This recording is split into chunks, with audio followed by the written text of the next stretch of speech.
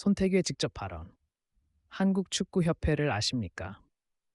사촌이 27년간 지배. 일본인들이 한국에 비관하는 진짜 이유. 한국 축구가 올림픽에 참가하지 못한 것이 일본에서 이상한 반응을 일으켰습니다. 그 이유는 한국축구협회 때문입니다. 축산협동조합의 사죄가 실제로는 일본인들이 한국을 멸시하는 것으로 비춰졌습니다. 올림픽에 못 가서 사람들에게 사과할 생각이 있습니까? 그것은 불합리하다고 말입니다. 이는 일본 축구 매체의 4월 26일 보도에서 시작되었습니다. 한국축구협회가 40년 만에 처음으로 올림픽 예선에 실패한 재앙에 대해 전례 없는 공식 사과를 합니다. 예외라는 단어가 제목에 추가되었습니다. 이는 협회의 사과를 이해할 수 없다는 것을 의미합니다. 제목이 말한 대로 일본인들도 비관적이었습니다. 한국축구협회의 대응은 다른 사람들의 문제가 아닙니다. 아무도 결과를 예측할 수 없지만 지는 것은 지옥이다라는 후회의 의견도 있었습니다. 그러나 일본인들은 사과를 요구하지 않는다. 아무것도 심각한 일이 일어나지 않았으므로 심지어 사과할 필요가 없다. 그것은 자존심 때문이 아닐까요? 한국인들이 올림픽에 못 가서 사과하라고요? 와 같이 사과를 요구한 것은 도시다운 태도가 아니다는 것을 보여줍니다. 한국인으로서 이는 분노스럽고 불공평합니다. 그들은 무엇을 알까요? 우선 기자는 그 이야기를 다루지 않았습니다. 기자가 우리에게 말하지 않았으므로 일본인들은 한국축구협회가 얼마나 많은 문제로 가득 찼는지 알 수 없습니다. 한국인들이 한국축구협회에 대해 어떻게 생각하는지 알 방법이 없습니다. 또한 일본인들은 그들의 축구협회가 한국축구협회와 얼마나 다른지 알 수 없습니다. 당신이 일본 축구협회를 기준으로 판단한다면 한국을 이해할 수 없을 것입니다. 두 나라의 축산협동조합은 다르지만 매우 다릅니다. 일본 축구협회에 장기적인 권력의 친족주의가 없습니다. 이 두 나라의 축산협동조합은 얼마나 다른가요? 일본 축구협회는 1921년에 설립되었습니다. 1992년까지 정치인, 공무원 및 사업가가 회장을 맡았습니다. 유례없는 인물은 노즈 야즈루입니다. 그는 1955년부터 21년 동안 회장을 역임했습니다. 가장 장기간 회장이었습니다. 그는 도쿄대학 의과대학에서 축구 선수로 활동하였습니다. 일본 대표팀에서도 잠시 축구를 했습니다. 의학과 축구를 비롯한 스포츠 세계에 큰 기여를 했습니다. 지금까지 113년간의 역사에서 15명의 회장 중에는 노즈를 제외하고는 13년 이상 재직한 사람이 없습니다. 특히 1987년 이후 9년 이상 재임된 사람은 없습니다. 한국 농협의 장기 지배는 47년 전에 종식된 유물입니다. 일본 축구협회는 1994년 켄 나가노 회장 아래 완전히 변모했습니다. 본격적인 축구 회장 시대가 시작되었습니다. 코치로서 켄은 멕시코 올림픽에서 첫 번째 일본 팀으로 동메달을 획득했습니다. 그는 일본 축구의 개혁가로 불립니다. 2002년 월드컵을 성공적으로 개최했습니다.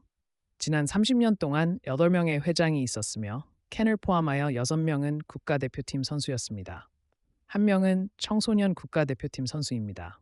켄과 주니치로 오카노를 비롯한 3명은 일본 대표팀 감독으로 활동했습니다. 1명은 국가대표팀 감독, 1명은 청소년 국가대표팀 감독으로 활동했습니다. 8명 중 1명만 축구 선수로서의 경험이 없습니다. 그 대신 대학을 졸업한 후 입사한 회사는 기업 축구계에서 명성 높은 회사입니다. 회사에 입사하자마자 그는 축구팀 운영에 참여했습니다. 그는 임원으로 활동하며 아시아 축구연맹 및 세계 축구연맹의 이사로서 일본 축구를 대표했습니다. 한 사람이 축구 선수나 감독으로서 큰 경험이 있더라도 대통령으로 잘할 것이라는 보장은 없습니다. 그러나 축구협회가 일으키는 다양한 문제들을 보면 그러한 변명은 어렵습니다. 친족주의 시스템으로 인한 문제들, 강제적인 비판과 반대에도 불구하고 정체성을 무시하고 정당하지 않게 홍명보를 국가대표팀 감독으로 임명한 축구협회 이후 국무부 황장경 회장. 그 결과는 예선전에서 탈락했습니다. 홍 감독은 다양한 언어적 실수를 저질러 대중들의 분노를 샀습니다. 2011년 K리그 조작 사건으로 추방된 100명의 축구 선수에게 2023년 3월까지 풀사면을 주었습니다. 그 후 폭풍은 심각했습니다. 대중 의견은 황 회장이 책임을 져야 한다고 고조되었습니다. 그러나 대부분의 부회장을 포함한 사무총장의 대부분이 사퇴함에도 불구하고 그는 자리에 남았습니다. 절차를 무시하고 들어온 줄르겐 클린스만 감독은 아시안컵 결승에 진출하지 못했습니다. 그의 기술과 성격 모두 문제가 있었습니다. 그에게 문제가 있는 것은 황 회장뿐만이 아니라 클린스만과 함께 사임해야 한다는 의견도 많았습니다. 클린스만의 벌금도 황 회장의 개인 자금으로 지불해야 한다는 많은 의견들이 있었습니다.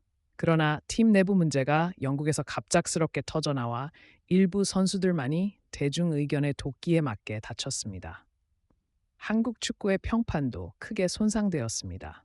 그것은 심지어 영국인들도 쓰레기라고 부르는 언론에 유출된 것으로 의심케 만들었습니다.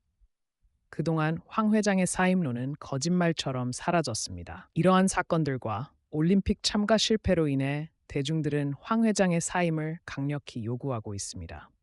기자의 무능함은 내부 사정을 다루지 않고도 일본인들 사이에 경솔한 오해를 불러일으켰습니다.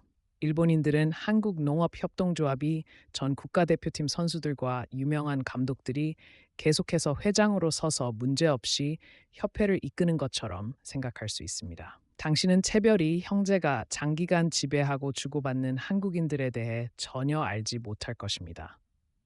일본 축구협회에는 문제가 없을 리가 없습니다. 켄 회장은 월드컵을 주최했지만 한국과 공동 주최를 포기한 것에 대해 심한 비판을 받았습니다. 축구장에 늑대 소년 켄이라는 글귀를 올린 후 관중들로부터 폭력 행위를 당했습니다. 독일이 월드컵 예선에서 탈락한 후 일부 관중들이 카와부치 사부로부터 사임을 요구하는 시위를 벌였습니다. 그러나 그는 자기 취향에 따라 국가대표팀 감독을 선택하는 등 임의와 독재 같은 큰 문제는 일으키지 않았습니다. 왜 한국과 일본 축구의 격차가 성적뿐만 아니라 제도적으로도 넓어지고 있습니까? 이 질문에 대한 답은 두 나라의 축구협회 사이의 차이에서 어느 정도 찾을 수 있습니다. 일본 축구협회는 협회가 제대로 작동할 때만 축구 기술이 향상될 수 있다는 것을 보여줍니다.